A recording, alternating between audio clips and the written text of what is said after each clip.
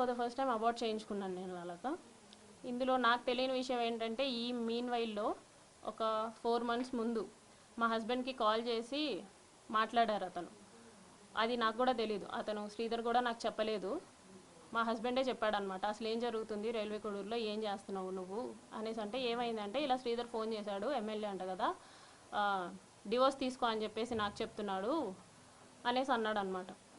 అంటే అప్పుడు ఇది జరిగింది, ఇలా చేస్తున్నాడు, ప్రతిసారి బలవంతంగా ఇంటికి వచ్చేయటం, వెళ్ళిపోమన్నా వెళ్ళిపోకుండా బయటే ఉండేవాడు అనమాట. నేను డోర్ లాక్ వేసేసి నేను ఇంట్లోకి వెళ్ళిపోయి పడుకున్నా సరే 4-5 hours అయినా సరే నేను డోర్ ఓపెన్ చేసేసరికి ఆయన అలాగే ఉండేవాడు ఇంటి బయట. ఒక ఎమ్మెల్యే అయ్యండి, కార్ పార్కింగ్లోనే ఉండేది నైట్ టైం. సో ఇలా చాలాసార్లు జరిగింది. ఒక్కొక్కసారి బాగా కొట్టేదాన్ని, ఎందుకండి ఇలా చేస్తున్నారు అనేసి. అతను నన్ను చాలాసార్లు కొట్టాడు, నువ్వు నా మాటే వినాలి, నువ్వు నాకే ఉండాలి, నేనైతే పక్కకు పోను, నేను పక్కకు పోనివ్వను, ఏదైనా ఉంటే నీకు ఆఫీస్ పరంగాను ఇంటి పరంగాను ప్రాబ్లం అవుతుంది అని చెప్పేసి ఈ టైప్ ఆఫ్ బెదిరింపులు నాకు ఇచ్చేవాడు అనమాట. ఏమన్నా అంటే నీకు 3 years బాబు ఉన్నాడు కదా, నీకు 3 years బాబు ఉన్నాడు కదా, చూసుకో అనేసి ఈ టైప్ ఆఫ్ మాటలు మాట్లాడేవాడు అనమాట. మా హస్బెండ్కి ఆ విషయం తెలిసి మా హస్బెండ్ వాళ్ళ ఇంట్లో అంతా చెప్పారు, మా తమ్ముడికి కూడా తెలిసింది. అందరూ ఏంటి అని చెప్పేసి నన్ను అడిగారు, ఇది జరిగిందని చెప్పాను అనమాట. చెప్పేసరికి ఇదంతా మాకెందుకు చెప్పలేదు అంటే, అతను బెదిరిస్తూ వచ్చాడండి ప్రతిసారి. నేను మీకు చెప్దాం అనుకున్నాను, మళ్ళీ మీరు అడిగితే నన్నేం చేస్తాడో, బాబు నేను మాత్రమే ఉంటాము, మీరు ఎవరు లేరు నా దగ్గర, అందుకే నేను చెప్పలేకపోయాను. అతనికి నేను ట్రై చేశాను, అతన్ని విడిపించేసుకోవాలని చెప్పేసి అన్నిట్లో బ్లాక్ చేసినా సరే ఆయన ఏదో ఒక వే వెతుక్కుంటున్నాడు.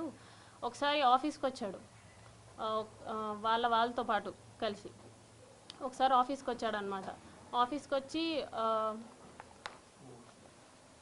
వచ్చి నార్మల్గా కూర్చొని అక్కడి నుంచే నాకు మెసేజ్లు చేస్తున్నాడు. అక్కడి నుంచే నాకు నార్మల్, అంటే వాట్సాప్లో బ్లాక్ చేశాను, ఇన్స్టా ఫేస్బుక్ అవన్నీ బ్లాక్ చేస్తే నార్మల్ మెసేజ్ చేశాడు అనమాట. నీట్గా కామ్గా బ్లాక్ నుంచి తీస్తే బాగుంటుంది, లేకపోతే బాగోదు అనేసి నాకు ఇక్కడ నేను ఎదురుగా ఉన్నాను, అక్కడి నుంచి నాకు మెసేజ్ చేశాడు అనమాట. సో ఈ టైప్ ఆఫ్ భయాలు నాకున్నాయి. నాకైతే ఎవరు లేరు చెప్పుకోవడానికి, ఒకవేళ చెప్పుకున్నా సరే నా వెనక వచ్చి అడిగే వాళ్ళు లేరు. సో కాబట్టి నేను చెప్పలేదు అనేసి నేను చెప్పాను అనమాట. వాళ్ళదంతా నీ ఇష్టం అయిందంతా అయ్యింది, తీయాల్సిన పరువు అంతా తీసావని చెప్పేసి మా వాళ్ళంతా దూరంగా ఉన్నారు. అంటే ఎవరు పనుల్లో వాళ్ళు ఉన్నారు, నన్ను ఎవరు పట్టించుకోలేదు.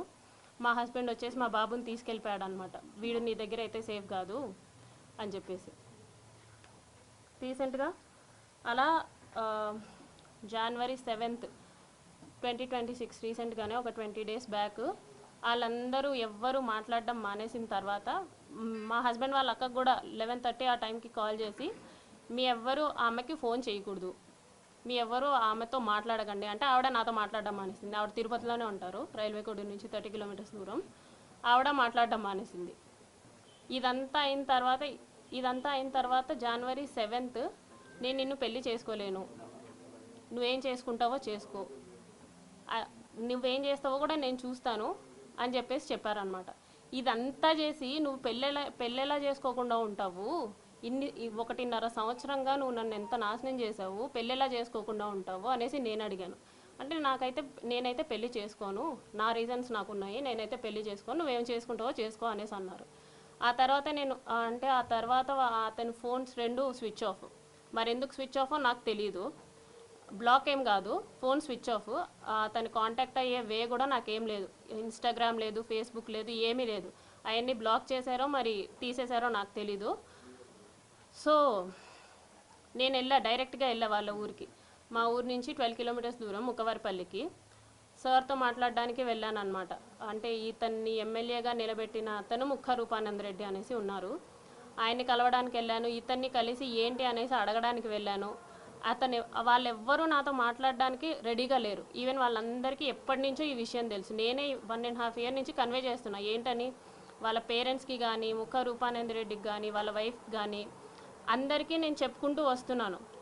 పోలీస్ కంప్లైంట్ ఫస్టే ఇవ్వచ్చు, కాకపోతే ఇప్పటికీ నా కంప్లైంట్ తీసుకోలేదు ఎస్పీ ఆఫీస్లో తిరుపతిలో. ఇంత జరిగిన తర్వాత కూడా నేను ఎస్పీ ఆఫీస్కి వెళ్తే అక్కడ ముందే ఇన్ఫర్మేషన్ ఉందంట, ఈ అమ్మాయి కంప్లైంట్ తీసుకోకండి అనేసి. ఇక్కడ కోడూరులో పోలీస్ స్టేషన్కి వెళ్తే వాళ్ళమ్మ నా మీదే ఎఫ్ఐఆర్ ఫైల్ చేసిందంట, నేనేదో బ్లాక్మెయిల్ చేస్తున్నాను అతన్ని అనేసి. ప్రూఫ్స్ లేవు, వాళ్ళ సేఫ్ సైడ్ వాళ్ళు చూసుకుంటున్నారు. నన్ను మీట్ అవ్వడానికి ఎవ్వరూ రెడీగా లేరు. ఎన్నోసార్లు వెళ్ళా. మా మావయ్య కూడా వచ్చారు, మా మావయ్య భాస్కరు, ఆయన కూడా వచ్చారు. ఆయనతో పాటు వెళ్ళాను అనమాట. వాళ్ళు పెద్ద పెద్ద వాళ్ళు వచ్చినా కూడా, మా తరపున వాళ్ళు ఎవరు వచ్చినా కూడా వాళ్ళు మాట్లాడడానికి రెడీగా కూడా లేరు. వాళ్ళ అమ్మ నాన్న కానీ ఫోన్ కాల్స్ కానీ ఏదైనా కానీ మాట్లాడడానికి రెడీగా లేరు. నేను చాలా ప్రయత్నించిన తర్వాతే ఇప్పుడు మీ అందరి ముందుకు వచ్చా. యా, మొన్న సంక్రాంతికి చంద్రబాబు నాయుడు గారు నారావారిపల్లికి వచ్చారనమాట. ఎస్పీ ఆఫీస్లో తీసుకోవట్లేదని చెప్పేసి నేను డైరెక్ట్గా చంద్రబాబు గారికి ఇచ్చాను కంప్లైంట్.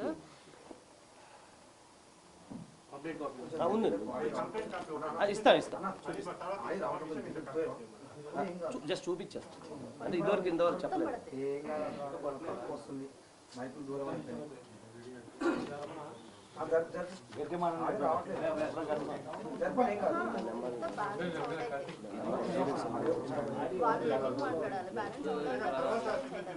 అయిపోయింది 2 minutes.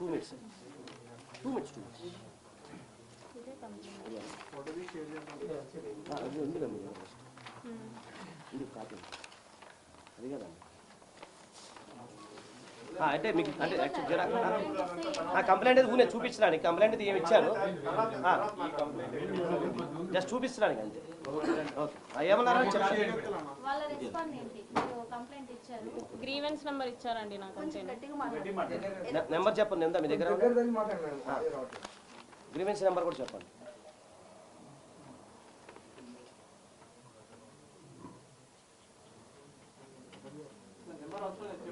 ఇది grievance number.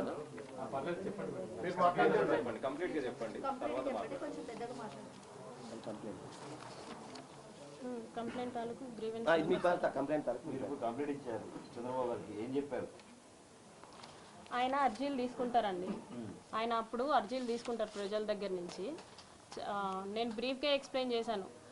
So that MLA విషయం అయితే నన్ను పిలిపించైనా మాట్లాడతారు అన్న ఎక్స్పెక్టేషన్స్తో నేను వెళ్ళాను అనమాట. కాకపోతే ఆయన ఏంటంటే అంతమంది ప్రజల్లో జస్ట్ అందరి నుంచి తీసుకునేలాగా అర్జీలు తీసుకొని కలెక్టర్ ఆఫీస్కి చేరవేస్తే నాకు కలెక్టర్ ఆఫీస్ నుంచి గ్రీవెన్స్ నెంబర్ వచ్చింది.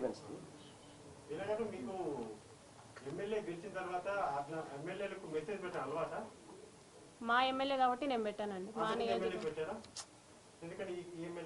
ఎందుకంటే నేను జాయిన్ అవ్వక ముందే అతను ఎమ్మెల్యే అయిపోయాడు కాబట్టి, మా ఇంతకు ముందు ఎమ్మెల్యే కొరమట్ల శ్రీనివాస్ గారు.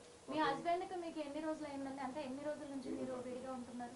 మాకు పెళ్ళయి 5 years అవుతుందండి. మేము విడిగా ఉంటూ 3 years అవుతుంది. 3 years అవుతుంది. మరి 3 years నుంచి విడిపోయిన తర్వాత మళ్ళీ మీ గురించి కాల్ చేసి చెప్పారా తను పట్టించుకో మాకు అవసరం లేదు అని చెప్పి? విడిపోయి ఉన్నాం కానీ డివోర్స్ అవ్వలేదు కదండి, కాబట్టి కాల్ చేశారన్నమాట. సీఎం గారిని కాకుండా పవన్ కళ్యాణ్ గారిని ఎందుకు కలవడానికి ట్రై చేయాలి? జనసేన పవన్ కళ్యాణ్ గారిని కలవడానికి కూడా ట్రై చేశాను నేను. త్రూ తాళ్ళూరి రామ్ అని చెప్పేసి ఓఎస్డీ ఉన్నారు, ఆయనకి నేను మెసేజ్ చేశాను. ఆయన కూడా వాట్ ఈస్ ద ఇష్యూ అని చెప్పేసి రెస్పాండ్ అయ్యారనమాట.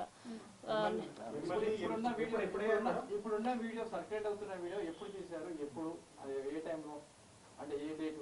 అతను నన్ను బెదిరిస్తున్నప్పుడు తీసానండి. టైం పీరియడ్ అంటే అందులో మీరు భయపడుతున్నట్టు కానీ బలం చేసేది అతన్ని ఇంకా రెచ్చగొట్టే విధంగానే ఉంది ఆ వీడియో. ఎలా ఉందండి రెచ్చగొట్టే విధంగా? అతను కోఆపరేట్ చేస్తున్నట్టుగా వీడియోలో.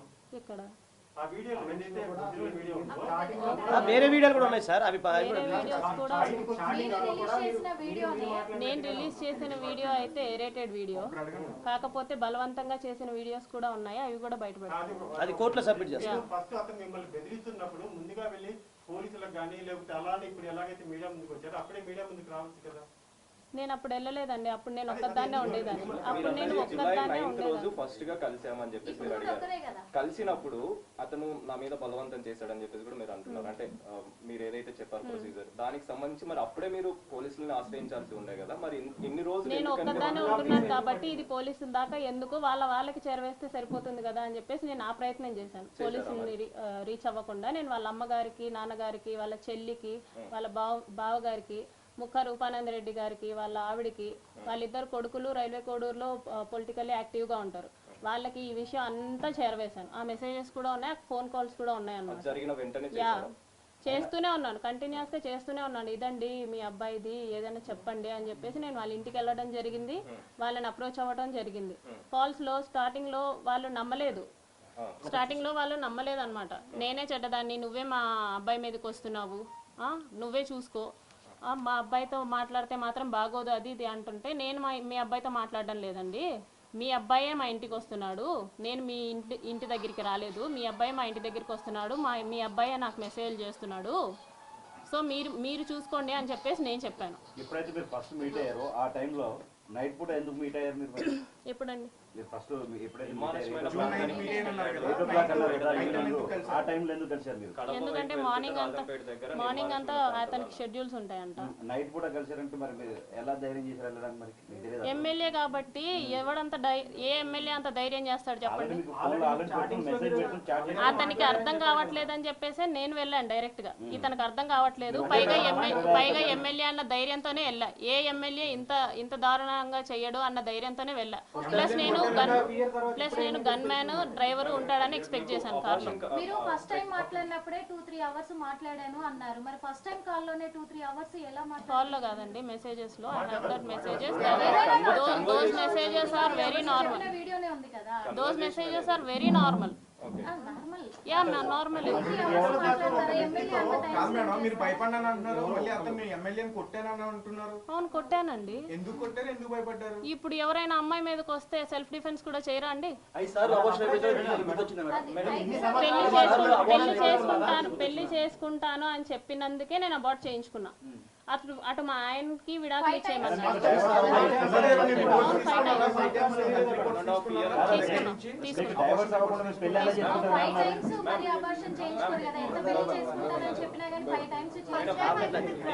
ప్రెగ్నెన్సీ కన్ఫర్మ్ అయింది ఎప్పుడు?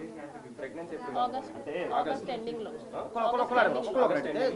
అంటే మీరు అబార్షన్ చేయించుకుంది ఏ టైంలో? ఐ మీన్ తర్వాత నెక్స్ట్ మంత్ మిడిల్ లోనే ఎప్పుడో చేసుకున్నారు. అంటే దాని తర్వాత కూడా ప్రెగ్నెన్సీ కన్ఫర్మ్ అవుతూనే వచ్చింది. ఆ తర్వాత 5 times మీరు అబార్షన్ చేయించుకున్నారు. అంటే 1.5 year లో 5 అబార్షన్స్ అనేవి ఎలా అనేది ప్రశ్న.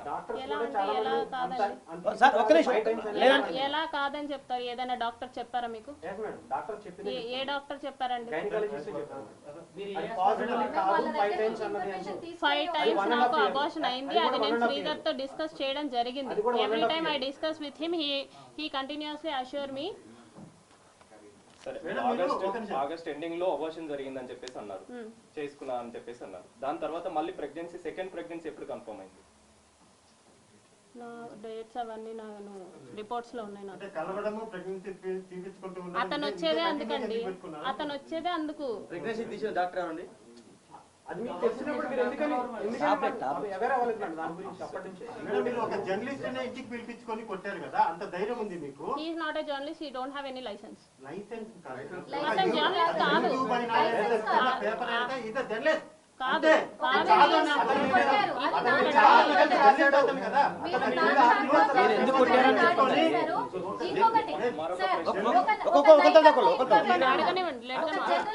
ఒక నైట్ అంతా ఇంట్లో పెట్టుకున్నారు, పెట్టి నైట్ అంతా కూడా తనని కొట్టారు.